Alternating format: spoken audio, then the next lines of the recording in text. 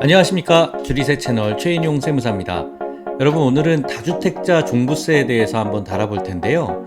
다주택자 종부세 중에서도 내가 이거 정말 종부세 다주택자라니 이거 억울하다 라고 하시는 분들이 있습니다. 바로 일시적 2주택자들하고 상속주택자들인데요. 여기에 대해서 오늘 한번 자세히 살펴보도록 하겠습니다. 자, 억울한 다주택자 종부세 문제점에 대해서 한번 살펴볼 텐데, 이런 순서로 한번 살펴볼게요. 일단 다주택자 판단이 1주택자보다 더 불리한 세 가지 이유가 있습니다. 여기에 대해서 좀 살펴보기로 하고요. 일시적 2주택자도 정말 다주택자냐, 다주택자에 해당되는 경우가 있고 그렇지 않은 경우가 있는데, 일시적 2주택자가 다주택자에 해당되는 케이스들이 지금 많이 나오고 있습니다. 이런 부분에 대해서 자세히 좀 살펴보고 어떤 불이익이 있는지도 좀 살펴보고요.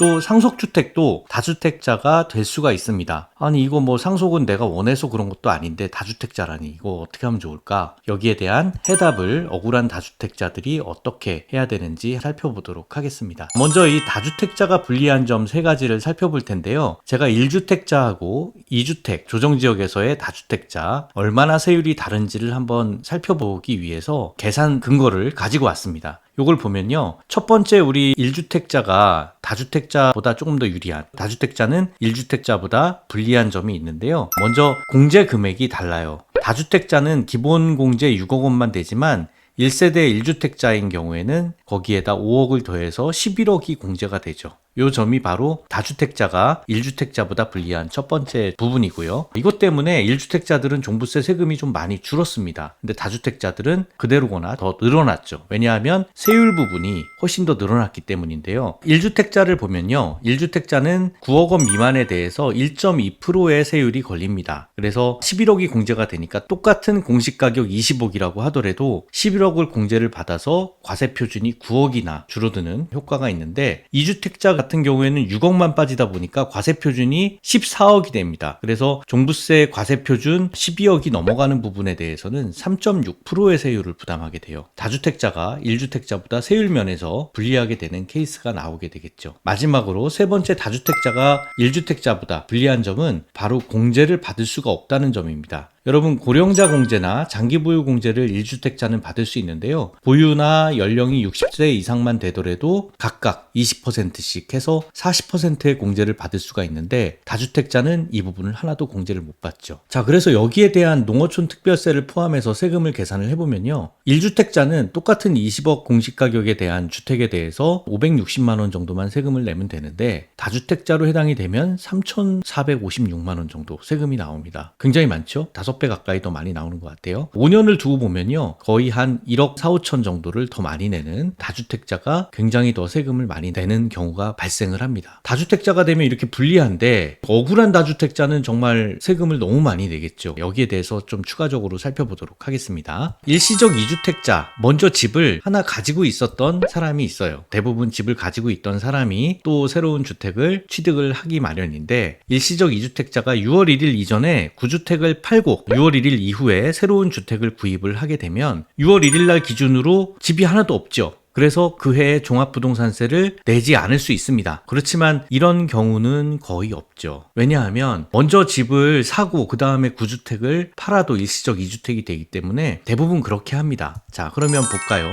구주택은 나중에 팔아요. 그런데 먼저 집을 사죠. 먼저 집을 사고 쭉 보유를 합니다. 그리고 예전에 구주택을 6월 1일 이후에 양도를 하게 되면요. 6월 1일 기준으로 집이 2개네. 그러면은 6월 1일 기준으로 집이 2개면은 일시적 2주택 좀 고려해줘야 되는 거 아니냐. 종부세에서는요. 일시적 2주택에 대한 고려가 없습니다. 2021년 종부세에서 만약에 조정 대상 지역에서 여러분들이 일시적으로 집을 사고 파는 과정 중에 집을 옮겼다라고 하면은 2주택으로 중과세가 되는 상황이 발생을 하게 됩니다. 세금 차이가 아까 엄청 났죠? 이게 참 문제인데요. 취득세에서도 일시적 2주택은 고려를 해주고 양도세에서도 일시적 2주택에 대한 고려를 해주는데 종합부동산세에서는 고려가 없어요. 문제죠, 이게. 그래서 세금이 굉장히 많이 나올 수가 있다는 겁니다. 운 좋게 좋게 만약에 6월 1일 전에 한 주택만 가지고 있는 경우에도 일시적 2주택은 분리할 수도 있는데요. 이런 점 때문에 그렇습니다. 새 집을 구입을 해서 6월 1일 전에 가지고 있었어요. 그리고 6월 1일 전에 9주택도 잘 팔았어요. 그러면 6월 1일 기준으로는 한 주택밖에 없는 거죠. 그래서 중과세 내지는 않아요. 그렇지만 갈아타는 주택이 60세 이하다라고 하면 젊은 세대 같은 경우에는 새 집으로 이사하면 장기 보유 공제 혜택이 없어집니다. 고령자 공제는 60세 이하니까 없다고 쳐도 장기 보유 공제가 없어진다. 내가 집만 옮겼을 뿐인데 종합부동산세 혜택이 없어진다. 세금을 더 많이 낸다.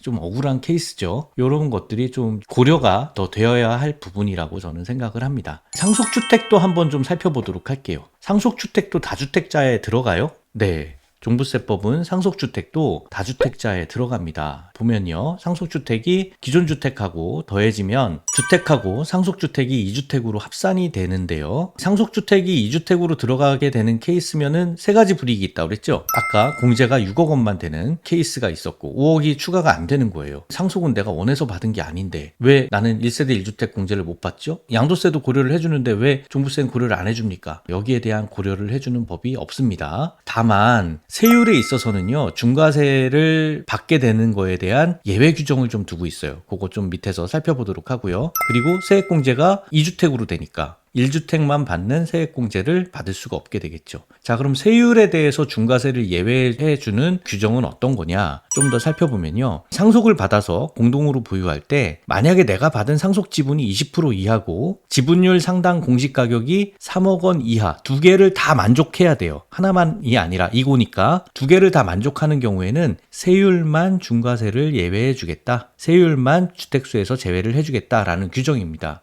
그렇기 때문에 공제 6억 원도 그대로 5억 추가가 안 되고 세액공제도 안 되는 거는 불리한 건 마찬가지죠. 자녀가 고가주택을 보유하고 있는 상황이라고 한다면 상속 전에 처분을 하거나 아니면 다른 방법을 통해서 기존 주택을 정리하거나 하는 방법이 유리할 수도 있습니다. 자, 여러분 보셨죠? 억울한 다주택, 일시적 2주택이라든가 상속주택 이런 경우는 종부세를 중과세한다는 게 좀 억울하긴 한데요. 반드시 1주택자라도 상속을 받으실 분들도 계약하기 전에, 상속하기 전에 꼭 상담을 받아주시기 바랍니다. 잔금을 치르고 나서 하거나 상속을 이후에는 상담을 와도 저희가 해결을 해줄 수 있는 방법이 많이 제한이 돼요. 여러분 아까 세금 차이가 3천만 원 이상 차이가 났었죠. 1년에만 그 정도니까 5년을 두고 보면 굉장히 많은 금액이 세금 차이가 날 수가 있습니다. 그래서 공동지분을 선정을 한다든지 상속 전후에 주택을 처분한다든지 때에 따라서 증여를 통해서 아예 넘긴다든지 하는 방법도 생각을 해볼 수가 있습니다.